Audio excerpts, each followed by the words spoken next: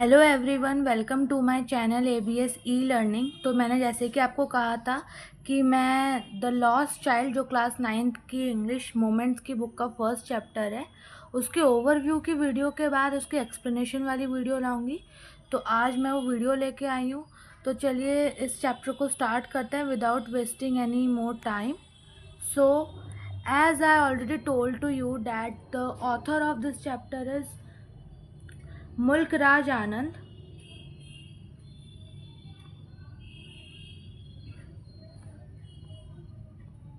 I hope आप लोगों को दिख रहा होगा। ओके। सो इस चैप्टर के ऑथर के बारे में मैंने आपको पहले ही बता दिया था। तो अब इस चैप्टर को स्टार्ट करते हैं। So it was the it was the sorry it was the festival of spring. From the wintry shades of narrow lanes and alleys emerged a gaily clad humanity. सो अब इस लाइन का statement का मतलब क्या है तो मैं आपको ये बता देती हूँ। तो it was the festival of spring, यानी कि समझ ही आ रहा है कि स्प्रिंग का समय था। यानी कि स्प्रिंग वो टाइम होता है जब ना ही ज़्यादा ठंड होती है ना ही ज़्यादा गर्मी होती है। From the wintry shades of narrow lanes and alley emerged a gaily clad humanity. अब इस लाइन का मतलब क्या है? इस लाइन का मतलब बहुत ही ईजी है कि वहाँ पे एक गली थी जहाँ पे ठंडी ठंडी ठंडी जो है ना, ठंडी हवाएं चल रही थी। आप कह सकते हो कि ठंडी ठंडी छाँव थी वहाँ पे उस गली में। और उस गली से काफ़ी सारे लोग निकल रहे थे जो बहुत गेली, यानी कि काफ़ी चमक धमक वाले कपड़े पहन के निकल रहे थे बाहर।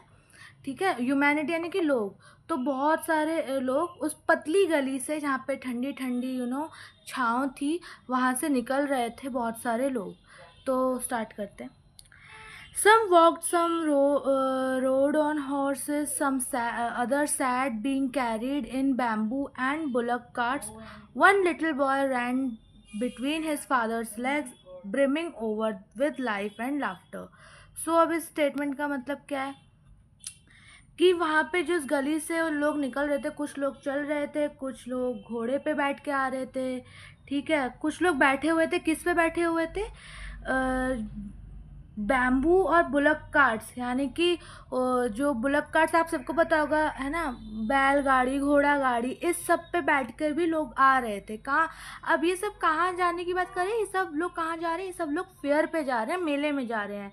और वहाँ पे एक छोटा बच्चा था जो अपने फादर के, अपने पापा के पैरों के बीच में से निकल, क्योंकि छोटे बच्चे तो बहुत छोटे होते हैं हाइट में भी, और वो हम लोगों के पैरों के बीच से भी निकल सकता है। तो वो निकल रहा था और काफ़ी खुश था, काफ़ी एक्साइटेड था, खुश था। क्यों? क्योंकि वो सब लोग भी कहाँ जा रहे थे? घूमने जा रहे थे, फेयर में जा रहे थे।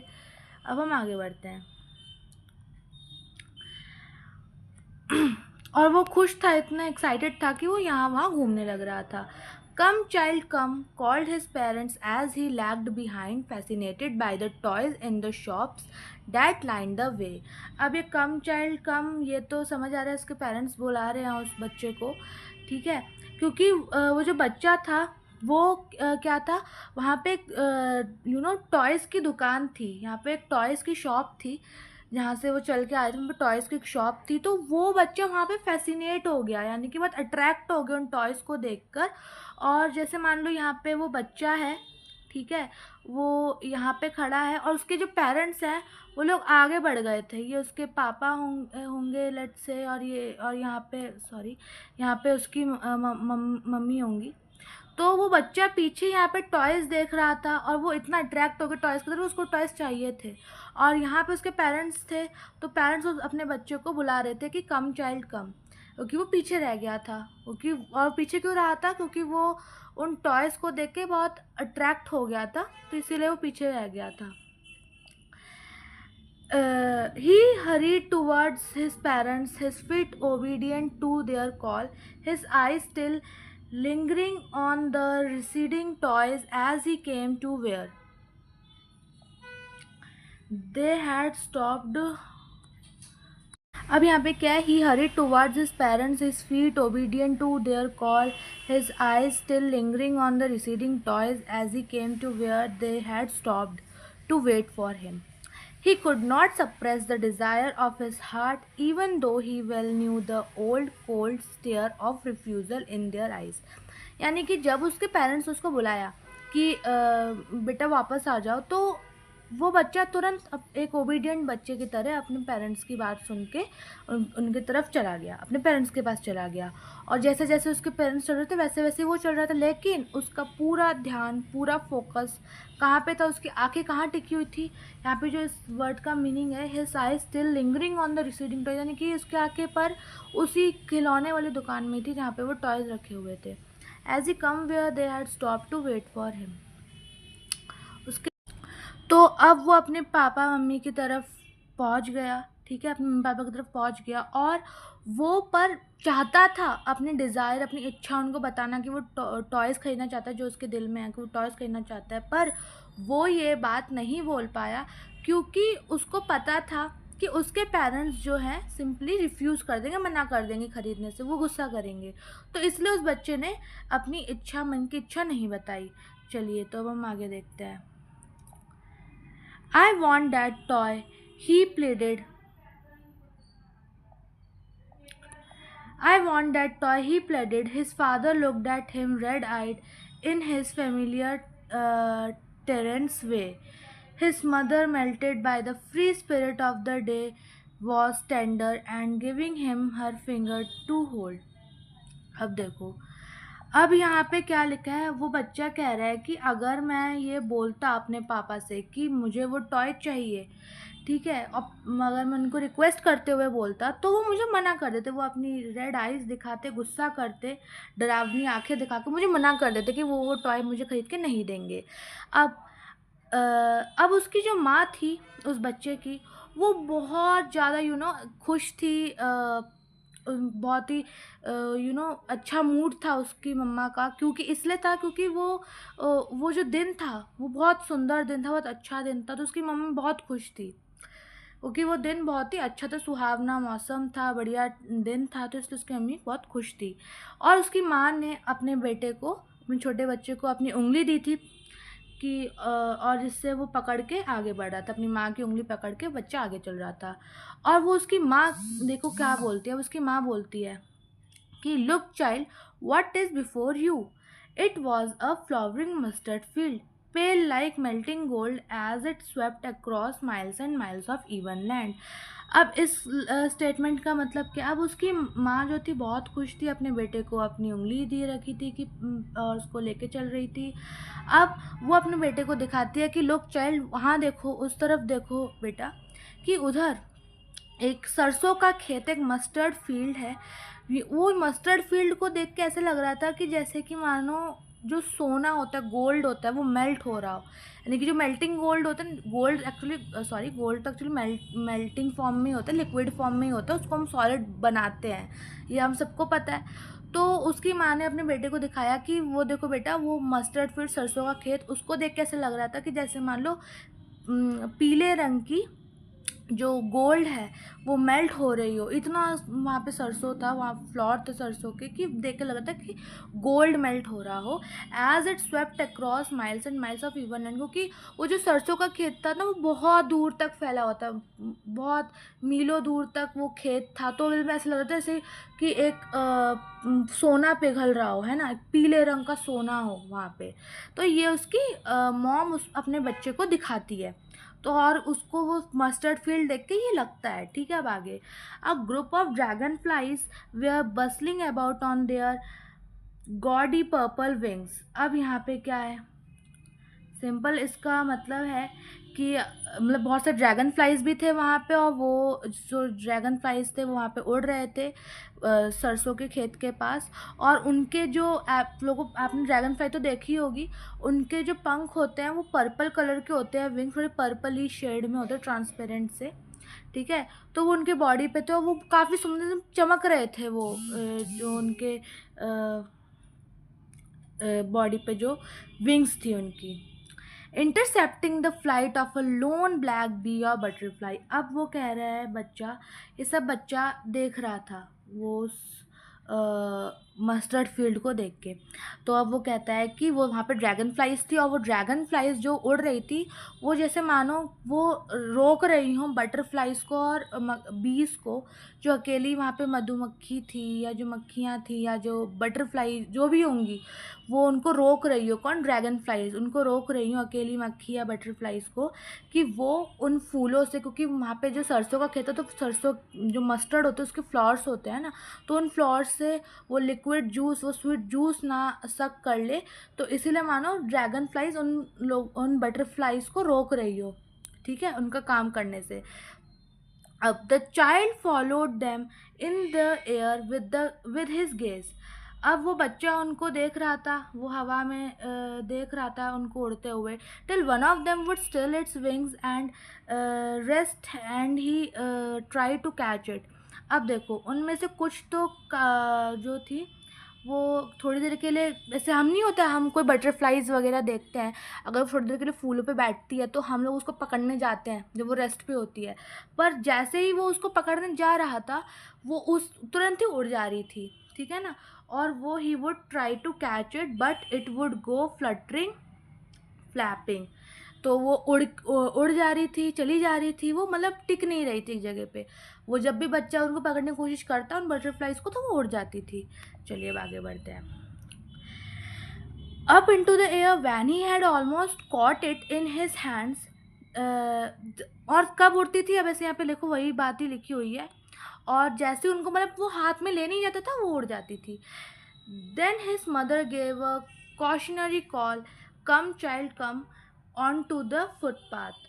अब यहाँ पे उसकी माँ बुलाती है अपने बच्चे को कि कम चाइल्ड कम, कि वो उसका बेटा एक्चुअली क्या था, उनका बच्चा जो था वो मस्टर्ड फील्ड की तरफ चला गया था, तो इसीलिए उसकी मम्मी उसको बुला रही थी कि नहीं बेटा वहाँ मत जाओ, दोबारा से फुटपाथ में, जहाँ फुटपाथ में वो लोग चल रहे थे तो वहीं पर ही आ जाओ, ठीक है। He ran towards his parents gaily and walked abreast of them।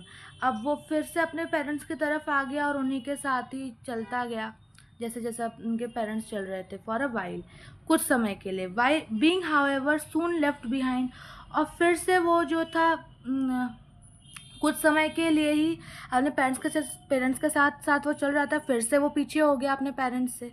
Attracted by the little insects and worms along the footpath that were teeming out from their hiding places to enjoy the sunshine। अब वो कह रहे हैं कि उसके parents उसको बुलाते हैं कि बेटा फुटपाथ पे आ जाओ, तो वो चलता अपने पेरेंट्स के साथ, लेकिन ये चलना भी उसका कुछ समय के लिए ही था, वो दोबारा से पीछे रह जाता है, उसके पेरेंट्स आगे बढ़ जाते हैं। क्यों? क्योंकि अब वो बच्चा किसी और चीज़ से अट्रैक्ट हो गया है। अब वो बच्चा छोटे छोटे इंसेक्ट से, जो अर्थवॉर्म्स वगैरह होते हैं उन सब से अट्रैक्ट हो जाता है। वो देखता है कि फुटपाथ पे देखता है कि वो जो अर्थवॉर्म्स थे वो लोग कैसे बाहर निकल रहे हैं, जैसे धूप, जैसे सनशाइन के कारण क्या है, वो उसको बच्चा देख रहा है कि सारे जो अर्थवॉर्म्स हैं जो होते हैं ना केचुए टाइप, वो जो थे बाहर निकल रहे हैं मिट्टी से, मानो वो भी सनशाइन ले रहे हो जैसे।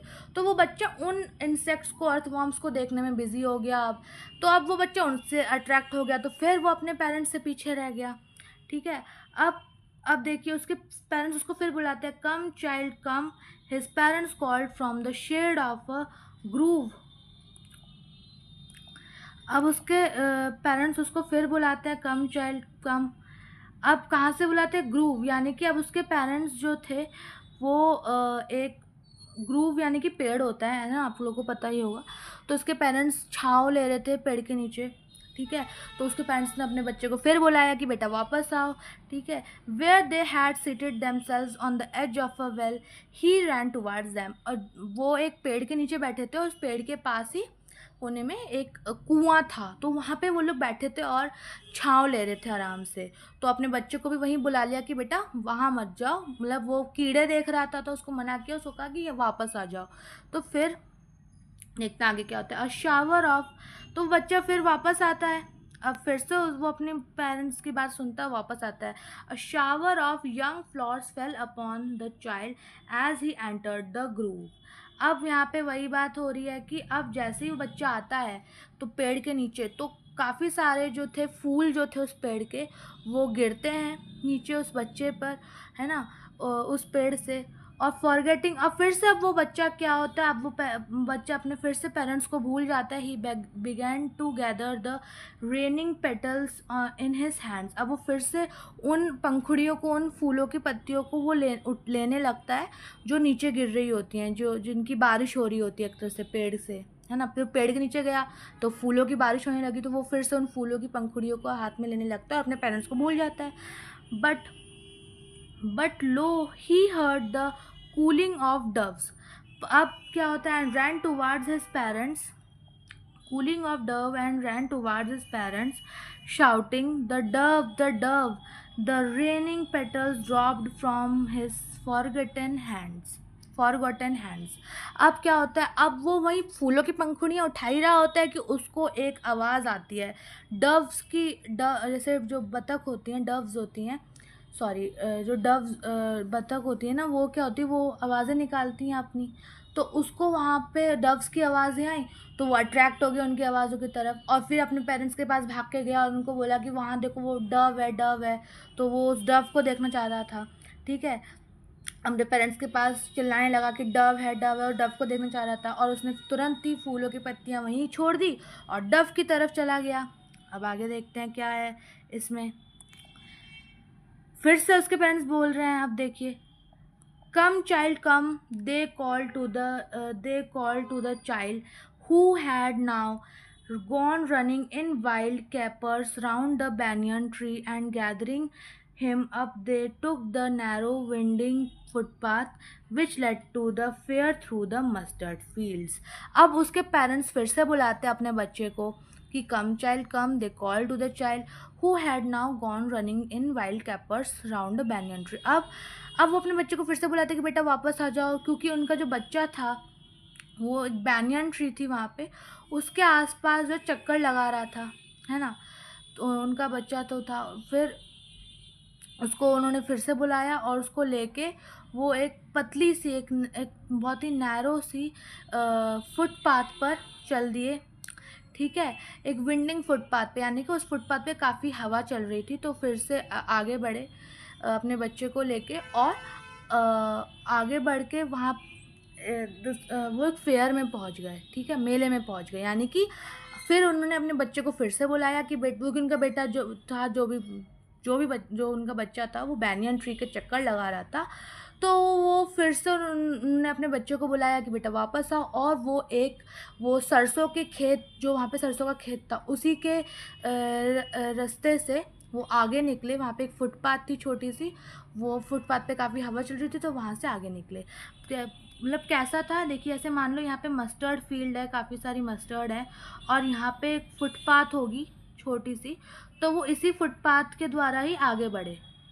कुछ देर उन्होंने पेड़ के पास रेस्ट किया, फिर अपने बच्चे को लेके इस फुटपाथ के द्वारा आगे बढ़े, और यहाँ पे फेयर में पहुँच गए, एक फेयर में वो लोग पहुँच गए, ठीक है। तो ये इस वाले स्टेटमेंट में, इस वाले पैरा में लिखा हुआ है। तो इस पैरा में जो था, मैंने आपको बता दिया क्या लिखा हुआ है। इस पैरा में सिंपल सी बात लिखी हुई है, उन्होंने अपने बच्चे को बुलाया, जो बैनियन ट्री के पास अब घूम रहा था, अब उस बच्चे को लेके वो मस्टर्ड फील्ड के रास्ते पे जो फुटपाथ पड़ रहा था, उस फुटपाथ के द्वारा निकले, और वो अब एक मेले में पहुंच गए हैं, ठीक है। तो बस इसमें और कुछ नहीं है, अब हम आगे बढ़ते हैं। As they neared the village, the child could see many footpaths full of throngs converging to the whirlpool of the fair. अब यहाँ पे क्या है इसका, इस स्टेटमेंट का मतलब, and felt at once repelled and fascinated by the confusion of the world he was entering. अब यहाँ पे क्या, अब जैसे ही वो लोग पहुँचे, अब वो फेयर पे पहुँच गए थे, ठीक है। As a near the village, अब वो उस गांव में पहुँच गए थे, उस गांव के पास पहुँच गए थे। चाइल्ड कुड सी, और वहाँ पे वो बच्चा क्या देखता है, एक गांव के पास पहुँचे, वहाँ पे बच्चा देखता है कि जो काफ़ी सारे मतलब फुटपाथ जो हैं वो भरे हुए हैं। यहाँ पे मान लो कोई गांव होगा, ठीक है, इसके पास से काफ़ी सारे फुटपाथ जो हैं और वो भरे हुए हैं लोगों से। Converted to the whirlpool of the fair, मान लो यहाँ पे कोई फेयर है, ठीक है, और अब इसके फेयर के पास ही कोई गांव होगा, ठीक है। अब यहाँ से भी एक फुटपाथ है, यहाँ से भी एक फुटपाथ है, यहाँ से भी है, यहाँ से भी है, ठीक है। तो काफ़ी सारे फुटपाथ थे, और वो सारे फुटपाथ मान लो एक जो वर्लपूल बना दिया हो, है ना, वर्लपूल बना दिया हो, और वो सब इकट्ठा होके कहाँ पे मिल गए, एक फेयर में, इस वाले फेयर में मिल गए। यानी कि इधर से भी भीड़ आ रही है लोगों की, इधर से भी लोगों की भीड़ आ रही है, इधर से भी लोगों की भीड़ आ रही है, इधर से भी लोगों की भीड़ आ रही है, और सब भीड़ कहाँ मिल रही है, इस वर्लपूल में, इस फेयर के वर्लपूल में जाके मिल रही है, ठीक है। And felt at once repelled and fascinated by the confusion of the world he was entering. पहले तो वो बच्चा थोड़ी देर के लिए बहुत ज़्यादा हिचकिचाया, बहुत ज़्यादा उसको डर सा लगा, उसको अच्छा नहीं लग रहा था मेले में जाके, क्योंकि काफ़ी भीड़ थी, चारों तरफ से लोग आ रहे थे इस फेयर में, मेले में। तो पहले तो वो दूर भागना चाह रहा था इससे, पर फिर जैसे कि मेले में काफ़ी सारी चीज़ें होती, तो उन चीज़ों को देख के, उस कन्फ्यूजन को देख के भी बच्चा अट्रैक्ट हो गया, और फिर से वो नॉर्मल हो गया अब, ठीक है। अब हम आगे देखते हैं। A sweet meet seller हॉक्ड gulab jamun, rasgulla, barfi, jalebi. अब यहाँ पे क्या ये एक दुकान है। At the corner of the entrance and a crowd pressed round his counter at the foot of an architecture of many colored sweets, decorated with leaves of silver and gold. The child started open-eyed and his mouth watered for the barfi that was his favorite sweet.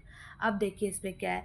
वहाँ पे जैसे ही वो लोग fair में enter करते हैं, तो वहाँ पे उनको एक मिठाई वाला दिखता है, और वो काफ़ी सारी मिठाइयाँ बेच रहा होता है। वो बोलता है कि गुलाब जामुन है, उसके बाद रसगुल्ला, बर्फ़ी, जलेबी, ठीक है। तो ये सब मिठाइयाँ हैं, वो चिल्लाता है इन मिठाइयों के नाम ले लेके, और वहाँ पे वो देखते हैं कि वो जो फेयर में एंट्री करने, जैसे ही एंट्री करते उसके कॉर्नर वाले साइड में ही बर्फ़ी मिठाई की दुकान थी।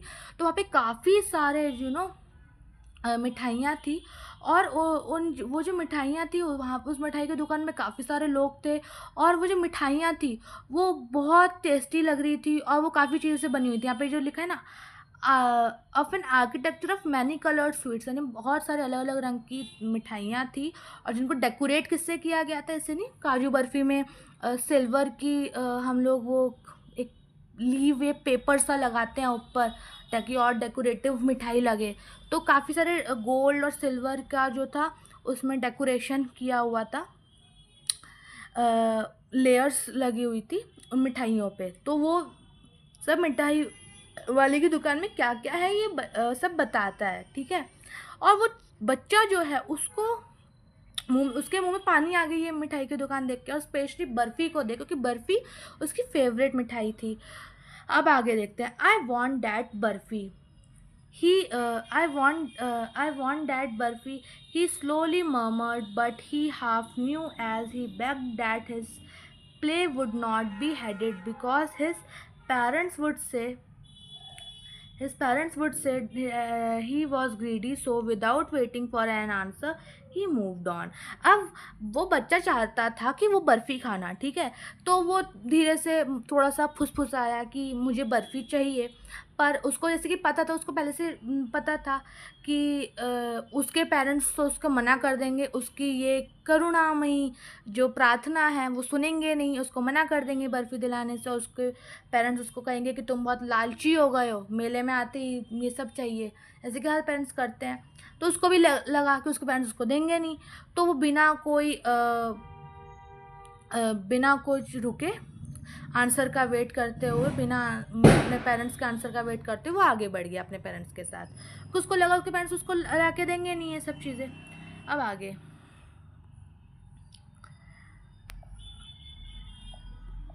अ फ्लावर सेलर हॉग्ड, फिर आगे अब उसको फूल वाले की दुकान मिलती है। Flower seller hawked a garland of gulmohar, the child seemed irresistibly drawn. He went towards the basket where the flowers lay heaped, and Hall murmured, I want that garland. अब इसका मतलब क्या है, देखिए वहाँ पे आगे उसको एक फूल वाला मिलता है, और वो फूल वाला चिल्लाता है, garland of Gulmohar. I know that अब मुझे देखिए अब इसमें क्या है कि अब वो क्या कह रहा है, वो बच्चा जो है अब उस बच्चे को एक फूल वाला दिखता है। और जैसे कि मुझे पता है कि आप सब लोगों को पता होगा कि गार्लैंड क्या होता है। As you all know that garland is the phool mala, है ना। फूल माला तो सबने देखी है, तो फूल माला है गार्लैंड। तो गुलमोहर एक फूल होता है, तो गुलमोहर की फूलों की एक फूल माला बना के एक फूल वाला बेच रहा था। तो मिठाई की दुकान के बाद वो बच्चा फूल वाले के पास गया, वहाँ पे वो फूल वाला गुलमोहर की बने फूल बेच रहा था। और वो बच्चा जो है, वो बच्चे को बहुत अच्छे लगे वो फूल, और वो बच्चा जो है उस फूल को लेना चाहता था। He went towards the basket, और वो उस फूल वाले का जो बास्केट था वहाँ पे गया, जहाँ पे फूल रखे हुए थे, वो फूल मालाएं रखी हुई थी। और वो धीरे से मरमट करने लगा, बोलने लगा, थोड़ा सा फुसफुसाने लगा, आई वॉन्ट दैट गार्लैंड, कि मुझे वो गार्लैंड, वो माला चाहिए। But he well knew his parents would refuse to buy him those flowers because they would say that they were cheap. So without waiting for an answer he moved on. अब वो बच्चा चाहता था कि उसके पेरेंट्स उसको वो garland लेके दे जो वहाँ पे वो फूल वाला बेच रहा था। पर उसने थोड़ा सा फुसफुसाया कि मुझे वो गार्लैंड चाहिए, पर उसने फिर खुद ही माइंड में सोच लिया कि उसके पेरेंट्स तो मना कर देंगे, उसके पेरेंट्स उसको मना कर देंगे कि वो गार्लैंड नहीं खरीद कर देंगे। क्यों? क्योंकि जो ये फूल होते हैं ये बहुत ही चीप होते हैं, सस्ते होते हैं, बेकार होते हैं, और थोड़े कुछ दिन बाद तो सड़ जाते हैं, इसलिए उसके पेरेंट्स उसको ये कह के नहीं देंगे, ये फूल माला नहीं दिलवाएंगे। तो वो बिना अपने पेरेंट्स के उत्तर की, आंसर की प्रतीक्षा करते हुए वो आगे बढ़ने लगा। ठीक है, अब वो फूल वाला भी चला गया, अब आगे देखते हैं क्या होता है।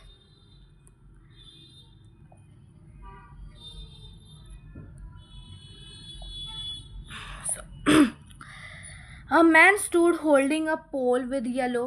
अब वहाँ पे एक व्यक्ति खड़ा हुआ था और एक येलो रंग का और एक पोल लेके, यानी एक डंडी लेके, जिसमें yellow, red, green and purple balloons flying from it.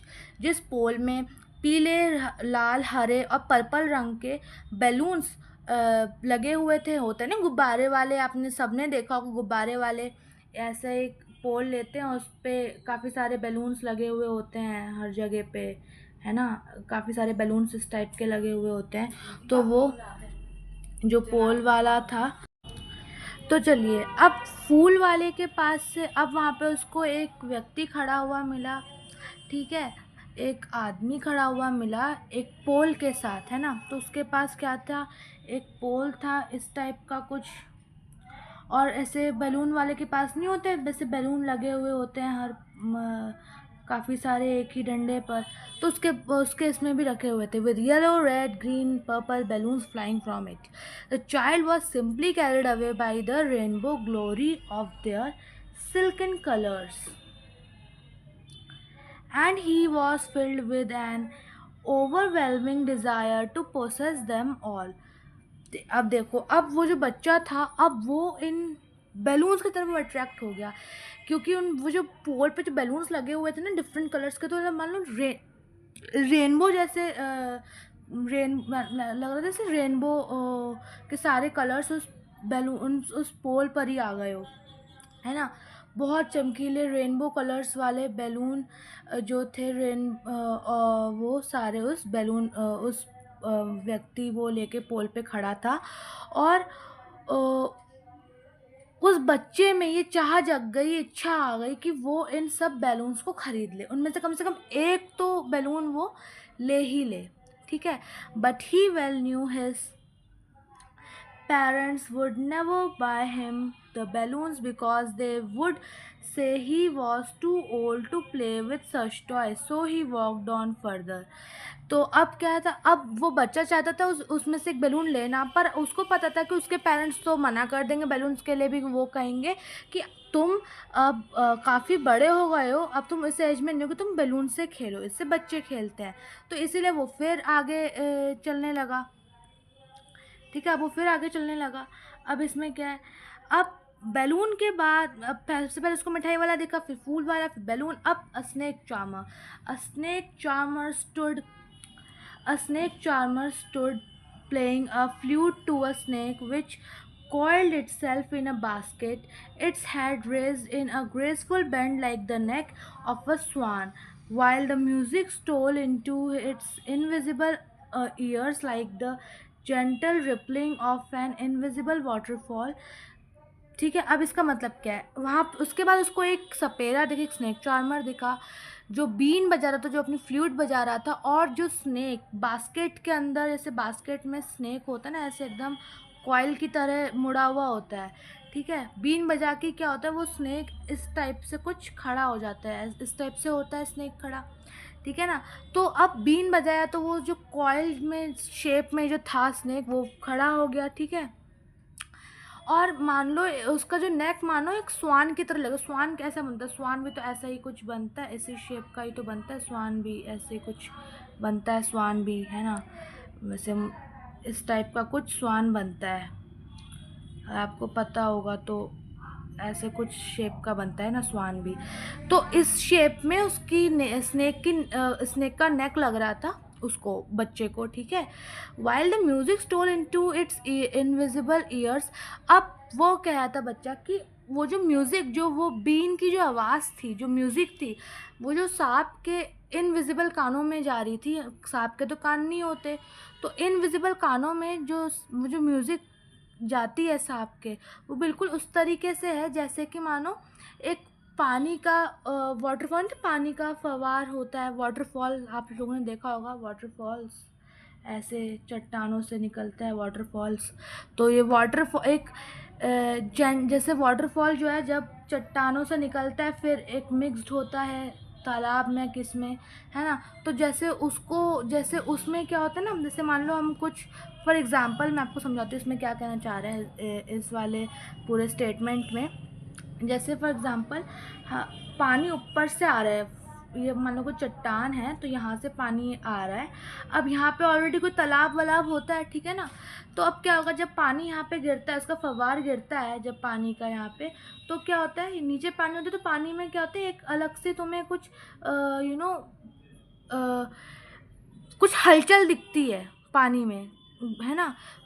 जैसे ऊपर से आप पानी गिरो या पत्थर गिरो तो उसमें कुछ हलचल सी आपको दिखाई देती है, ऐसे मान लो पानी, आपको कुछ हलचल सी ऐसे ऐसे ऐसे ऐसे दिखाई देती है, आपने कुछ पत्थर अगर फेंका हो या पानी गिर रहा हो, तो बिल्कुल उसी टाइप से ही ज़रूर सांप के इनविजिबल कानों में भी ये फ्लूट की म्यूज़िक जा रही होगी, ये बच्चा सोच रहा है, कह रहा है, ठीक है।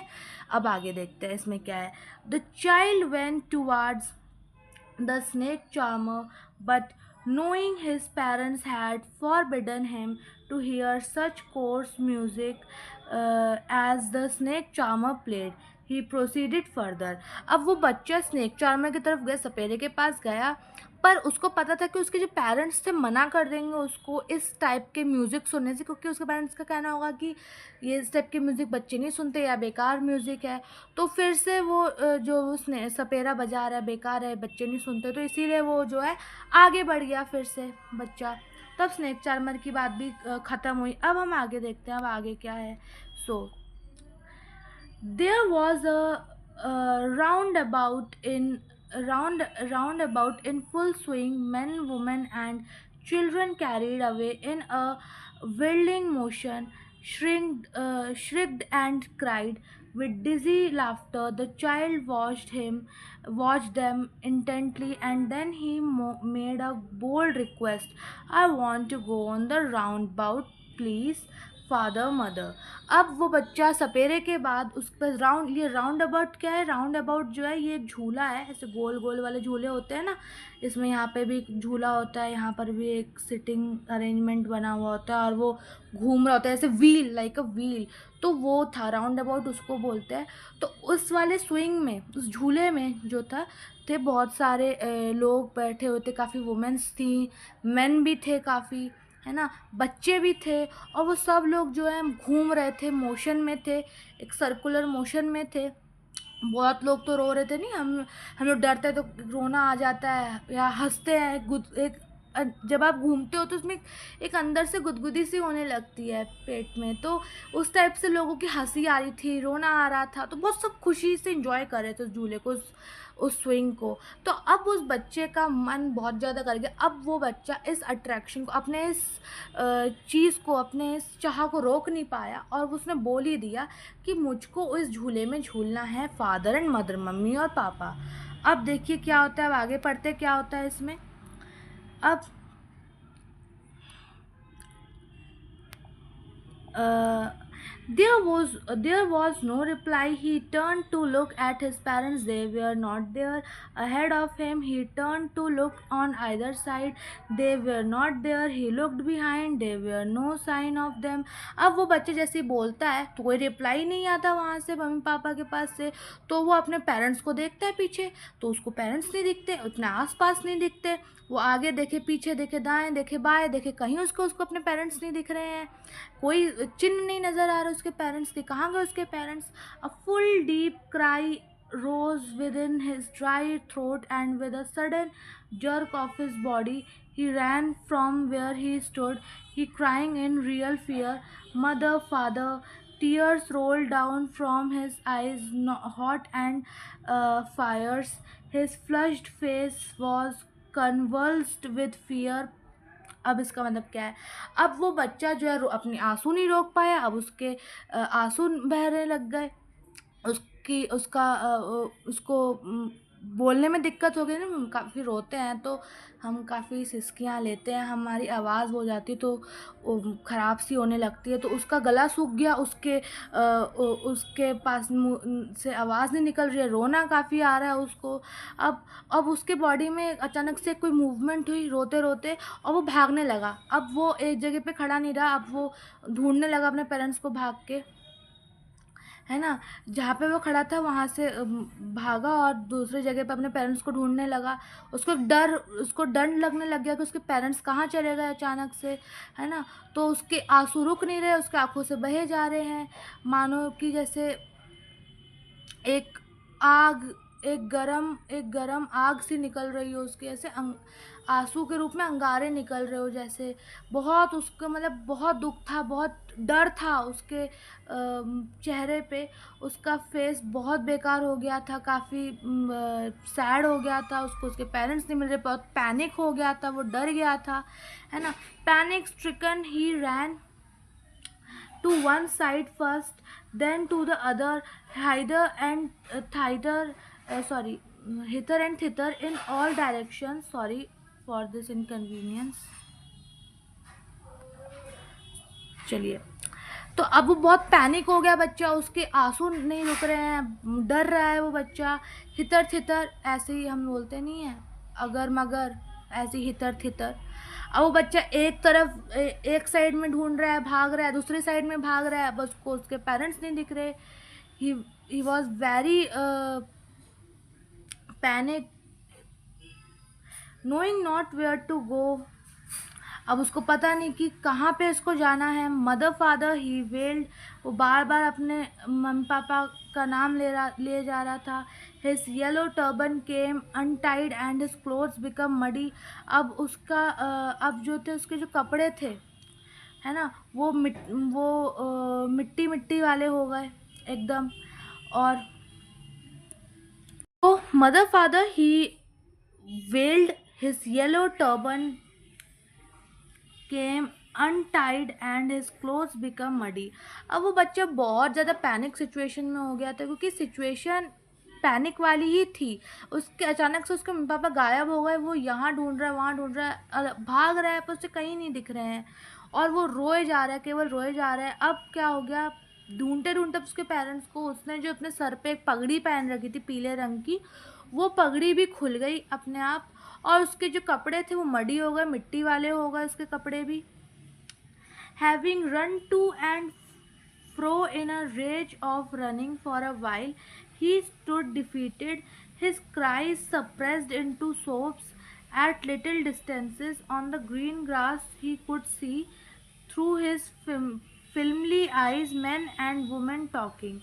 अब भाग भाग के बच्चा जो है इतना भागा कि वो थोड़ी देर के लिए रुक गया, ठीक है। उसके थोड़ी देर के रुक गया, वो हार मान गया कि उसके पेरेंट्स उसको अब कहीं नहीं दिखाई दे रहे हैं, बहुत दुखी हो गया था वो, हार मान के थोड़ी देर रुक गया था वो।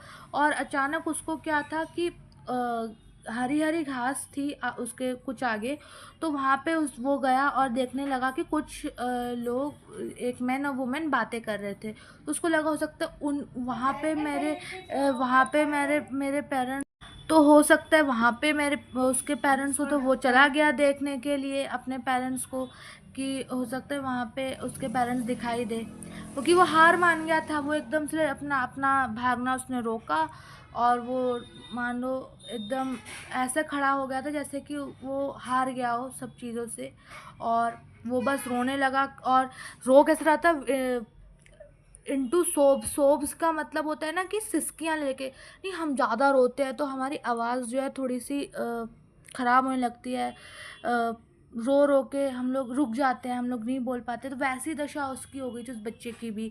पर उसको थोड़ी दूर में हरे घास के पास कुछ लोग दिखे, तो उसको लगा कि शायद उसकी आशा की किरण जगी कि शायद वहाँ पे उसके पेरेंट्स उसको मिल जाएंगे। He tried to look intently among the patches of bright yellow clothes, but there was no sign of his father and mother among these people, who seemed to laugh and talk just for the sake of laughing and talking. अब क्या है कि अब वो बच्चा देख के परेशान हैरान कि उसको उसके पेरेंट्स अब नहीं दिख रहे हैं। वो कोशिश करा, उसने वहाँ पे काफ़ी सारे मैन और वुमेन खड़े थे, तो उसने देखा कि किसी ने के येलो कलर के ब्राइट कपड़े पहन रखे हैं, पर उसको नहीं दिखे कि उसके पेरेंट्स ने शायद ब्राइट येलो ड्रेसेस पहन रखी होगी, तो उसको वो नहीं दिखे। उसको अपने मम्मी पापा का कोई चिन्ह ही वहाँ नहीं दिखा, तो बहुत ज़्यादा अब निराश हो गया, यानी कि उसको उसके पेरेंट्स वहाँ पे नहीं दिखे। और वहाँ पे वो देखते हैं कि कुछ लोग हंस रहे हैं, बातचीत कर रहे हैं, पर वहाँ पे उसके पेरेंट्स नहीं हैं। अब फिर वो आगे बढ़ता है, अब देखता है आगे क्या होता है इसमें। So he ran quickly again, this time to a shrine to which people seemed to be crowding. Every little inch of space here was congested with men, but he ran through people's legs, his little sob lingering mother father near the entrance of the temple. अब क्या है, फिर वो वहाँ से चला आता है और वो देखता है कि वहाँ पे एक्चुअली मेले में एक मंदिर ज़रूर होता है, ठीक है ना। तो वहाँ पे वो देखते कि एक मंदिर के पास काफ़ी भीड़ थी, काफ़ी सारे लोग खड़े थे, तो उसको लगा कि शायद उसके पेरेंट्स उस मंदिर पे होंगे, तो वो भाग के उस मंदिर पे गया। काफ़ी क्राउड था, मतलब पैर रखने तक की जगह नहीं थी, पर बच्चा बहुत छोटा था, तो वो हर व्यक्ति के पैरों के बीच से निकल जा रहा था और केवल रो रहा था, सिसकियाँ ले रहा था रोते रोते, और केवल बस एक ही बात बोल रहा था, मदर फादर, ठीक है, चिल्ला रहा था। टेम्पल के एंट्रेंस पर ही वो चिल्लाने लग गया था। However the crowd become very thick, men jostled each other, heavy men with flashing murderous eyes and hefty shoulders. The poor child struggled to thrust a way between their feet, but knocked to and fro by their brutal movements, he might have been trampled underfoot, and he not shrieked at the highest pitch of his voice, father mother. अब इस line का क्या मतलब है, मैं ज़्यादा पढ़ लिया मैंने थोड़ा सा। अब क्या हो गया, वो बाहर टेम्पल के बाहर खड़े होकर पेरेंट्स अपने मम्मी पापा का नाम चिल्ला रहा था। अब क्या था वहाँ पे उस टेम्पल में, क्योंकि बहुत भीड़ थी, काफ़ी भीड़ थी, लोग एक दूसरे को धक्का मार रहे थे वहाँ पे, ठीक है। सबके जो शोल्डर्स थे टकरा रहे थे, भारी भारी शोल्डर्स थे सबके, बड़े बड़े लोग थे, भारी भारी लोग थे, और बिल्कुल जगह नहीं थी। और वो जो बच्चा था, वो बच्चा सबके पैरों के बीच से निकल रहा था। लोग बिल्कुल भी ध्यान नहीं दे रहे थे कि वहाँ पे बच्चा भी है। अगर वो वहाँ पे उस बच्चे ने एकदम से अपनी वॉइस तेज़ की, जितनी जितनी ऊंची उसकी आवाज़ जा सकती उसने उतना ऊंचा साउंड दिया, मदर फादर बोला, क्योंकि अगर वो ये नहीं बोलता तो वो शायद इस भीड़ में, इस भगदड़ में कुचला जा सकता था, क्योंकि भगदड़ मची हुई थी पूरी टेम्पल में, काफ़ी भीड़ थी, तो वो उस भीड़ में कुचला जाता अगर वो अपनी वॉइस तेज़ नहीं करता, तो उसने अपने तेज़ आवाज़ से मदर फादर नाम लिया अपने पेरेंट्स का। A man in the surging crowd heard his cry and stooping with great difficulty lifted him up in his arms. अब उसी भीड़ में, उसी भगदड़ में एक व्यक्ति था जिसने उस बच्चे की वो आवाज़ सुन ली और उसके बाद उसका रोना सुना और उसके बाद उसको उठाया गोदी में, और उसको गोदी में उठाया और बाहर ले गया। ठीक है, एक व्यक्ति ने। अब वो व्यक्ति पूछता है, how did you get here child, तुम यहाँ पे कैसे आए बेटा, और तुम किसके बच्चे हो। अब वो ये सब वो व्यक्ति पूछता है जिसने उस भीड़ से, उस भगदड़ से उस बच्चे को गोदी में लिया। The child wept more bitterly then ever now and only cried. अब वो बच्चा जो है अब पहले से भी ज़्यादा रोने लगा, तेज़ तेज़ आवाज़ में केवल रो रहा था और केवल एक ही बात बोल रहा था, I want my mother, I want my father, मुझे केवल अपने मम्मी पापा ही चाहिए। द मैन ट्राइड, अब देखिए,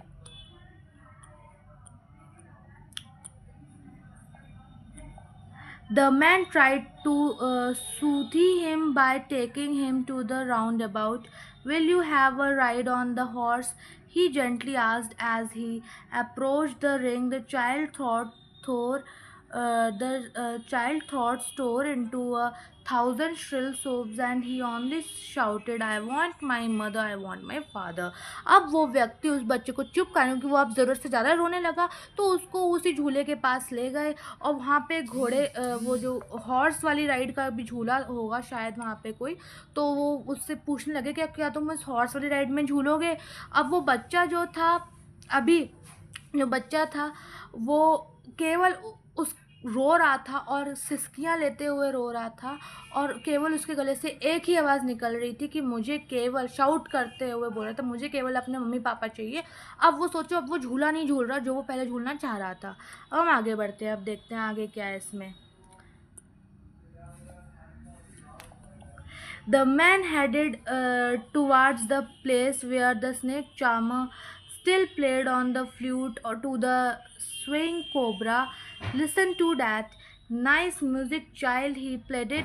But the child shut his ears with his fingers and shouted his double pitched strain, I want my mother, I want my father. अब वो उस झूले के बाद उस बच्चे को फिर उसी सपेरे के पास ले गए, स्नेक चार्मर के पास ले गए, जो वहाँ तब भी वहाँ बीन बज रहा था और उसके बीन पर जो कोबरा था वो बाहर निकल के आ रहा था, कॉइल शेप से बाहर निकल के आ रहा था। तो फिर उस व्यक्ति ने उससे पूछा, उस मैन ने, कि क्या तुम बेटा इस म्यूज़िक को सुनना चाहते हो। तो वो उससे पूछा कि क्या तुम सुनोगे इस म्यूज़िक को।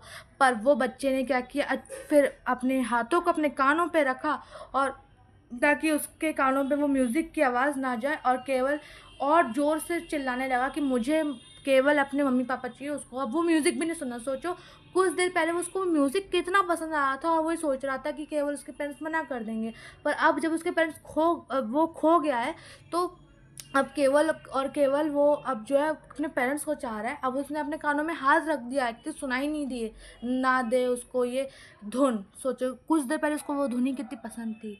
अब the man took him near the balloons, thinking the bright colors of the balloons would distract the child's attention and quieten him. Would you like a rainbow colored balloon? He persuasively asked. The child turned his eyes from the flying balloons and just sobbed, I want my mother, I want my father. अब वो व्यक्ति उस बच्चे को फिर उसी गुब्बारे वाले के पास ले गया, उस बैलून वाले के पास ले गया और उससे पूछा उस बच्चे से कि क्या तुम्हें इस रेनबो कलर्स वाले बैलून में से कोई बैलून चाहिए बेटा।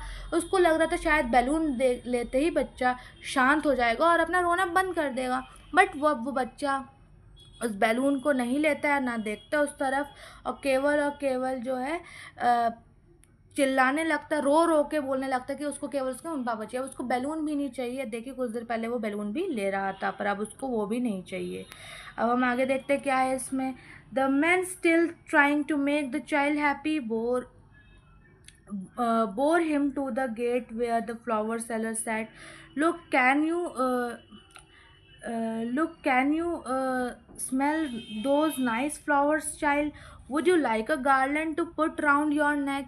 अब वो व्यक्ति उसको चाहता था कि बच्चा खुश हो जाए, चुप हो जाए, शांत हो जाए, तो वो उसको उसी फ्लावर सेलर के पास ले गए जहाँ पे उसको गुलमोहर का गार्लैंड मिल रहा था, गुलमोहर की फूल माला मिल रही थी। तो उसी फ्लावर सेलर के गेट के पास ले गया और कहा कि क्या तुम इन फूलों को सूंघना चाहते हो बेटा, इसकी खुशबू सूंघना, जो देखो कितना अच्छा स्मेल दे रहे हैं, क्या तुम्हें ये गार्लैंड चाहिए, क्या तुम इस गार्लैंड को अपने गले में पहनना चाहते हो? अब देखते हैं आगे वो क्या होता। अब वो पूछ रहा है, वो व्यक्ति अब उसी गार्लैंड के लिए पूछ रहा है जो उसको चाहिए था, पर अब देखते हैं वो क्या कहता है बच्चा।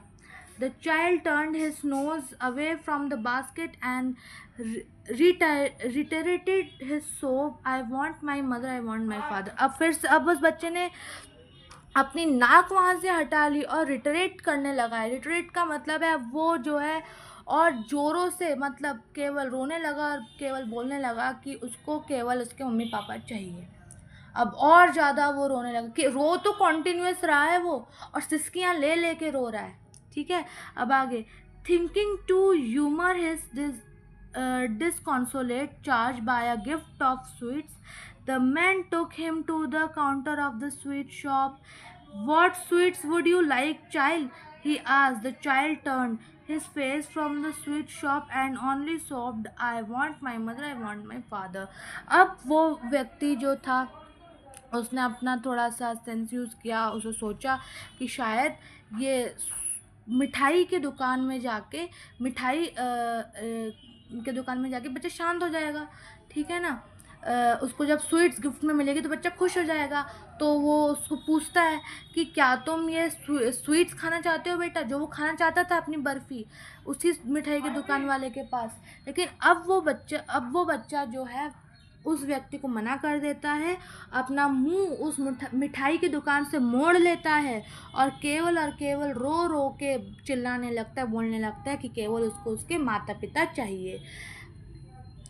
So this is all about the story of the lost child. I hope that you all understand the story very well. So मैंने बहुत कोशिश की है आप लोगों को अच्छे से समझाने के लिए, थोड़ी बहुत मुझसे मिस्टेक हो गई है, सो उसको प्लीज़ नेगलेक्ट कीजिएगा।